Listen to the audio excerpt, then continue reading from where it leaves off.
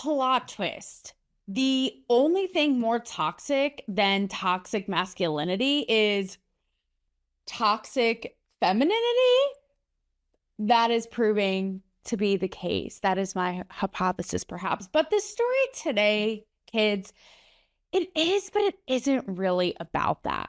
This story is about breaking out of the box and why somebody like a Cardi B is for that celebrated and somebody like a Melania Trump is hated.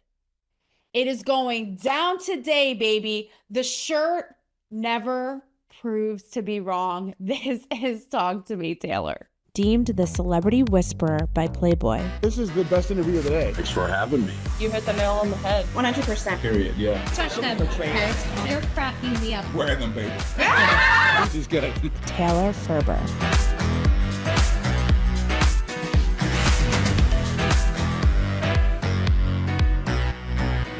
Okay, so in today's fuckery, already flagged on YouTube, loving this life, we're here for it, is the Melania Trump portrait, okay?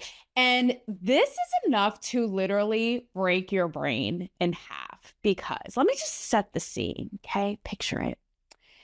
It is Miranda Priestley's name. You know, I will say, actually, okay? This is like, we're going to speak about toxic. The Miranda Priestley Vogue reputation is living up to itself in all of this. But picture it, okay? Melania Trump is making her second time debut as First Lady, and her portrait drops into the galaxy known as the deranged and unhinged World Wide Web. It is black and white. She's wearing a power suit, but not just any old suit. She is wearing a tuxedo. She is standing at the head of a conference room table, presumably, like the head CEO, with her hands firm and her eyes laser focused. And she is ready to lay the shit down to Chinatown and take charge, okay? But we can't be having that merely because it's Melania Trump, all right? So in case my storytelling didn't do it for you, Melania Trump's portrait photos came out. And before we get to what Vogue had to say in it, with literally, it was the most baseless thing, okay? And it just proved to me that you could literally be Mother Goddamn Teresa, but if Mother Teresa ain't aligned with you politically, Vogue will have something to say about it, okay? So let's just say that objectively, Melania Trump is hitting the scene 2.0 First Lady, and she is looking fire. I'm saying this again objectively. Even my boyfriend, who, God love him, but is not the most fashionably equipped, okay? He even, and him with his background in politics, he's like, we're watching her hit the scene at the LA fires, here, there, like everywhere, right? And she is just looking so fire. Like, power suit, but modern day. He even said, like, this is like modern day Jackie O. You know, even if it's not my thing, I can look and be like, okay, this is fire town. Like Gavin Newsom would sadly know something about that. Okay, like say even when she and Trump went to LA to meet with Newsom and Karen Bass and all of them, like she is in this like black hat, these black combat boots, like all very classy, this kind of like taupe cargo jacket situation. Again, I don't even know if that is I'm no FIT grad, okay? But clearly, I guess anybody could walk into the halls of Vogue and write shit up these days, okay? But I'm just saying, like, it is so fire. It's power stance and it's modern. It is like, you know, the baseball cap, the boots. Like, it doesn't have to be this skirt suit circa Jackie O stuff. Like, again, that lived in its time. And that was great. But you know what? Because it's Melania Trump, it's all bad. And it's so funny because my guy even said to me, he's like, do you think that Vogue will have her on the cover? And I called this shit. Again, I tried to warn you once. I'm going to warn you twice. The shirt, the baby tee, the Y2K of it all, okay? Presented here. on my tits does not lie. I called it. I was like, over our dead bodies, over Joe Biden's carcass, are they ever going to feature Melania Trump on the cover of Vogue? I called it, and here it is now, okay? And it honestly, it is kind of sad. Like they have Joe Biden on what, 2 times, Michelle Obama 2-3 times, but here they are, as fashionable, as classy, as intelligent. And again, I'm not even like a Melania Trump fangirl. So like I'm not beating off to her every night. I'm just saying I'm looking at this again objectively and I'm like, this woman is Firetown, you know? And has the street cred of actually being a legacy OG model. So let's just like, I'm sorry, I don't see you bitches bringing your fat asses off the couch and rocking the runway anytime soon. And you're going to sit here and critique Melania Trump? Like, I'm just saying. Here's Vogue. Okay. They have the audacity to call her portrait in said tuxedo inappropriate. Oh, I know your jaw's going to be on the floor. Inappropriate. They said she was wearing and when I say they, I mean it's this one sole single writer. And I looked up her socials, whatever. I don't know why one person can speak for all of this whole culture, but whatever. I digress. So they say this woman says she's wearing a tuxedo as opposed to a blazer or a blouse. Like, I'm sorry, I guess she misplaced her Little House on the Prairie clothes today. Like, what the is this? And they criticized the last go around in her 2017 portrait for saying that it was distasteful. She had this bling bling, these big rings, and like the American people, you don't look like a servant to the people. You look like you're just showing off your wealth. So now they're going to find something else. Like literally, they are going to go at the very bottom of this bobbing for apples situation to find something else wrong with this. So this time it's not the diamond rings. This time it's the ghost presence, I guess, that aren't even shown in these portraits of the billionaire CEOs they're rubbing shoulders with, they're in cahoots with, and working with at the inauguration, all this. So sorry, you just can't win either way, no matter what you do. Like flip on your head, speak 5 languages, be a runway model, do all of this advocacy for anti-bullying, but it's the people that you associate. And so you're still showing off your wealth, and therefore it's like, meanwhile, this is coming from the same assholes who put on the Met Gala every year. I mean, really, it's Anna Wintour, who also runs Vogue, but I'm just saying, it's like, these are the same people, okay, who celebrate and throw the most shameless, extravagant, over the top, unnecessary gathering every year of disgusting wealth. It's like these people have nothing to do with their millions and billions. So they are going to personally go into every cave and seek every diamond in America, even if it is literally placed in their butt crack for the Met Gala. Like these are the same people. And yet we're going to be critical of Melania Trump for her husband working with billionaires like Jeff Bezos, Mark Zuckerberg. I mean, honestly, truly a circus. Okay. And I've also seen, it goes to show you, like, they will literally stop at nothing. It doesn't even matter who it is. And that's honestly, like, while it's comical, it's actually so sad because I've even seen these meme accounts that are trying to snatch her wig for no reason. Like they'll be like, oh, you know, she thinks she's so cunty, but she's so not. And I saw another one that was like, show me one email that she sent. You know, it's just stuff like that undercutting her.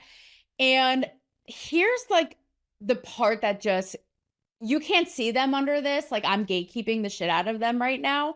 But like, this is what gets my nipples twisted and my brain, okay, is the hypocrisy. Because let's be honest, okay?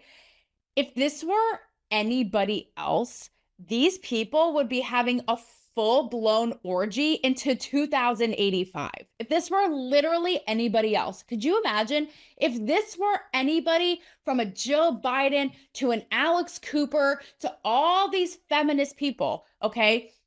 in a tux at the head of the table, dominating and like telling all the men what's up and running the meeting. They would literally have carpal tunnel from jerking themselves off too hard. But because it's Melania Trump, it's literally deemed distasteful, missing the mark, inappropriate. And that's what's such complete and utter bullshit. But let's take it a step further. Because again, right, you would think that this is everything that they love. Again, they love the power suit. They love being at the head of the big CEO conference table meeting and women running calling the shots and running the show and all this. It's just coming from the wrong woman. Oopsie, like inconvenient. So she's actually a fucking loser and she's never sent an email in her life despite like speaking 5 trillion languages. It's like, sweetheart, your Rosetta Stone is collecting dust and you're going to go after this one right now? Like, give me a goddamn break. And it also is like pathetic because it coalesces like what she represents. Again, she's obviously such an intelligent woman, is gorgeous, is like fierce model. So it brings all of that together and the power suit. How can I forget? And they'll still poke holes, you know, like the holes that are obviously in their brains. And what bothers me about this, so like, let's take it a step further from like the fashion, okay, is that like hot couture, hot haters drinking the haterade, you know, whatever, that worked out better in my mind, but you get the idea. Like, it's not a cute look and it's going out of style, okay? But the idea, like, let's talk about the meaning of this and the idea of this isn't a typical first lady portrait. And again, you would think that this gives into everything that they want and have been advocating for and been fighting for all these years. And women hear me roar and the pussy hats and, you know, we grab back and, you know, we won't be put down and discriminating and like all this shit. And again, it's based in rightful, valid points. Like, agreed, okay? Like, you guys go a little hard and too far sometimes, but agreed. So here you have a woman who is going to break out of that box and break that glass ceiling, so to speak, right?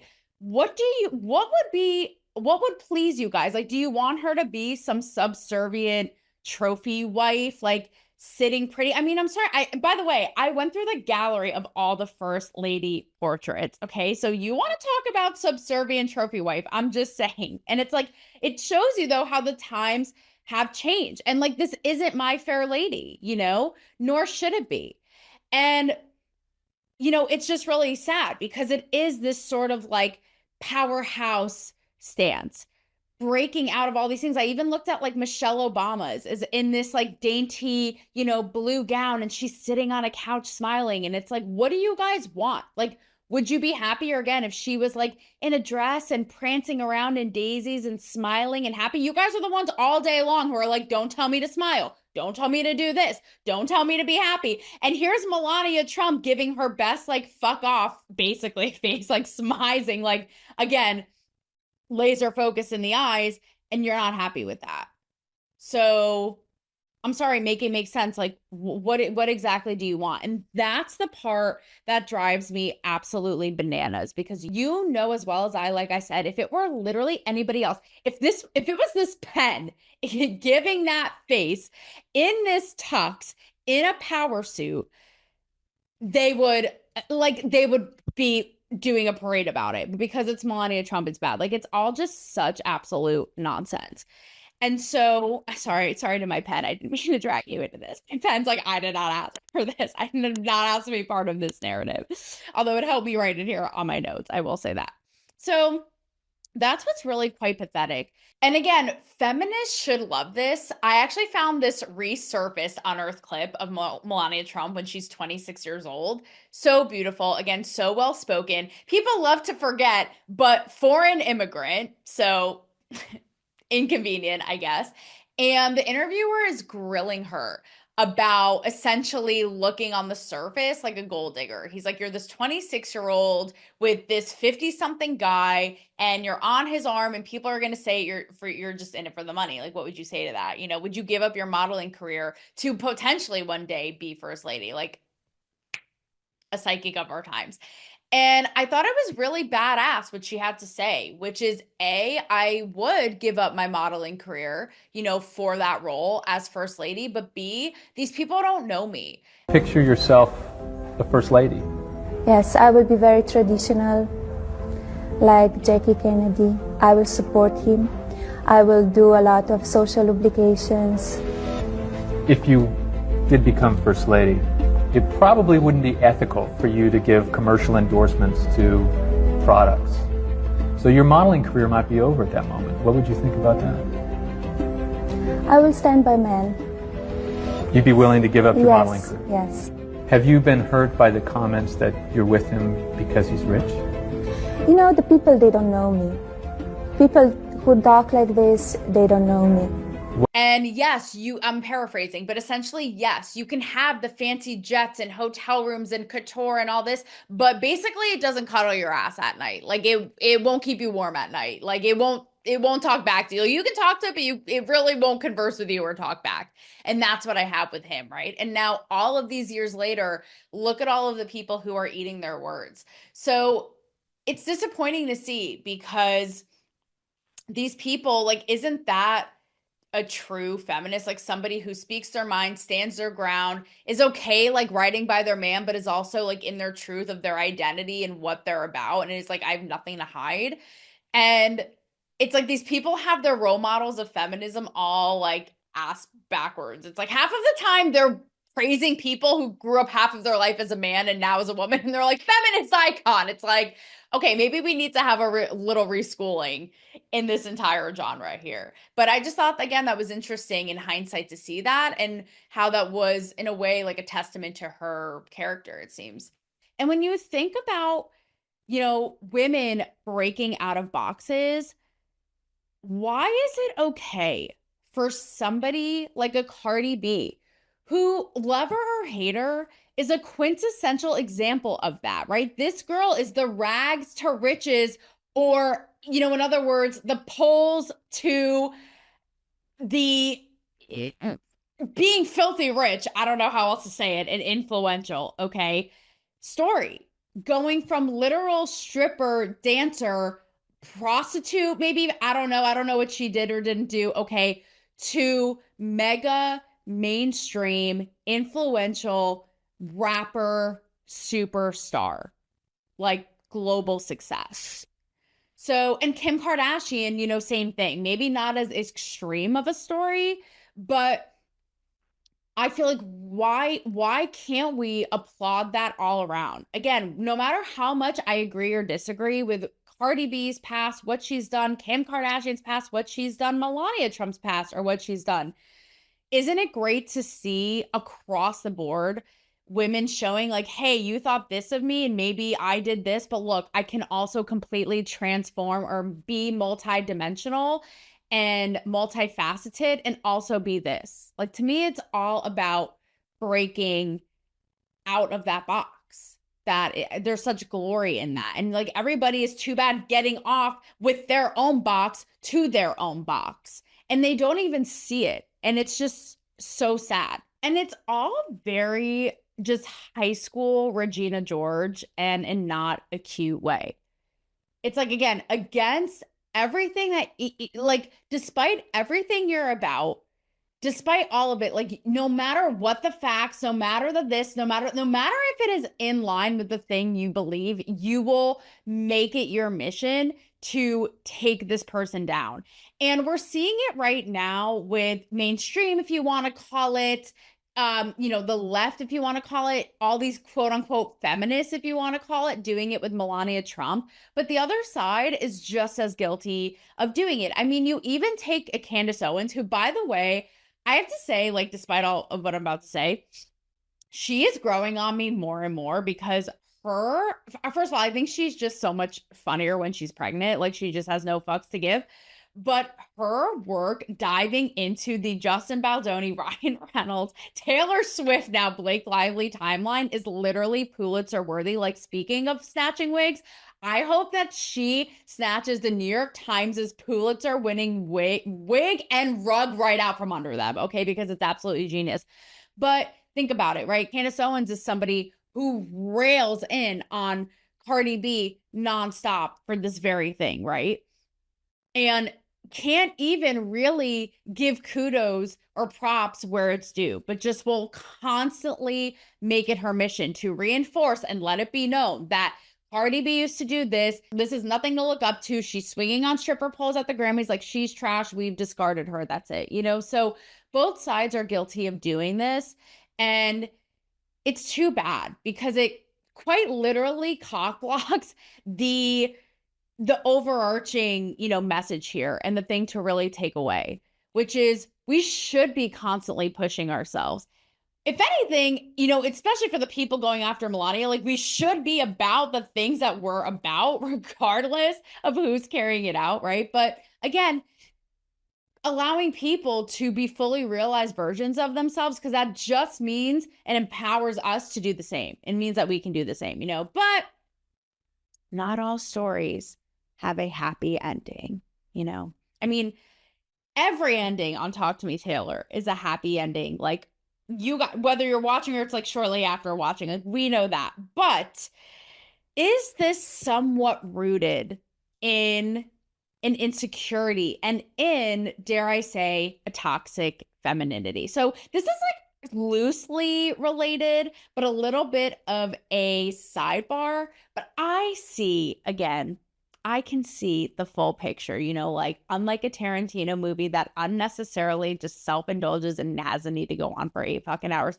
I see the full picture here, okay, in a condensed kind of way. So it's interesting because while I'm watching all of this play out, we also see a light being shed on toxic masculinity, toxic femininity with the Blake Lively, Ryan Reynolds, that whole thing and how it's played out. And I thought, like, how does it pertain to this, right? But it's crazy because, like I said in my last episode, take this whole thing that's unfolding that is so entertaining and literally is my obsession, right? But again, speaks to so many bigger things at play. You know, Me Too, what it was supposed to be, how it's ruined everything, how it can ruin men in an instant, and just like ego and narcissism and celebrity and power and all of this.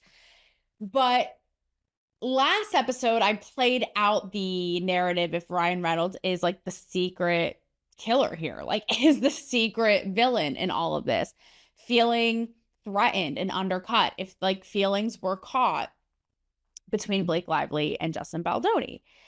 And, you know, the male version of toxicity, which is like over assertion and being aggressive and being dominant and all those things that we hear about, right? And so I feel like what's also, though, coming up with all of this is toxic femininity as far as Blake Lively is concerned, and asserting that. And here's the thing.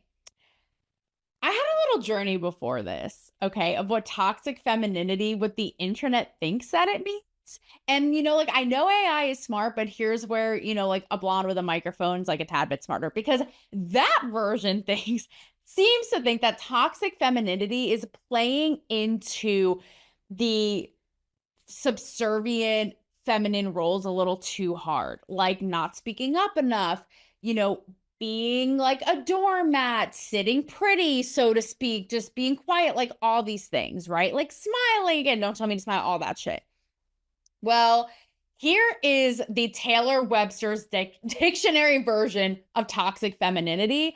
I feel like it is asserting femininity too hard and over dominating just as the male equivalent, right? So maybe being overly petty or bullying, or even like punching up the fact that you are a female and are the victim and are discriminated against and are lesser than. And so like, you have to listen to me and I will therefore get my way. Like, just really like playing into that, right? Which we've seen a little bit, like playing victim. We've seen a little bit in this whole case. I mean, we even saw it with Blake's interaction with my friend Kirsty Flaw.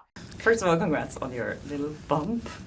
Congrats on your little bump. What about my bump?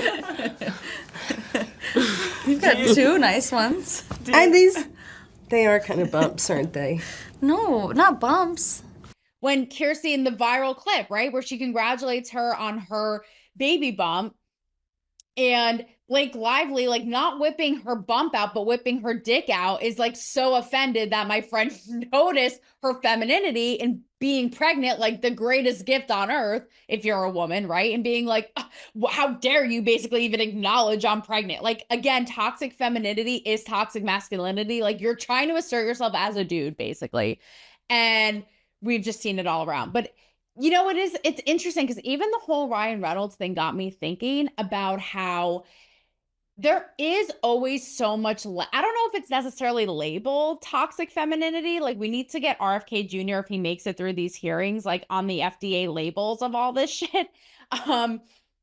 But the idea of, we see it all the time. I even see it in really funny memes and stuff of women in relationships, notably being very insecure, right? It's like, I'm sorry, like, to their partner, it's like, did you just blink at someone? Like, did this girl just laugh at your joke a little too hard? Like, what's happening here? You know, like, marking our territory.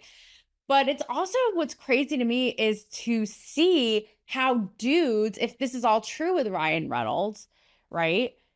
Taking all of this out again for ego, pride, narcissism, feeling threatened, like how dudes are really insecure. Like, when I even read this whole thing and I've been in the weeds and the trenches of this shit, I like, literally, someone helped me pull me from the Narnia of these chronicles of this whole unfolding lawsuit mess. But I read it and I was like, this is seriously giving Jonah Hill being petrified that his girlfriend would be photographed and on Instagram surfing in a bikini.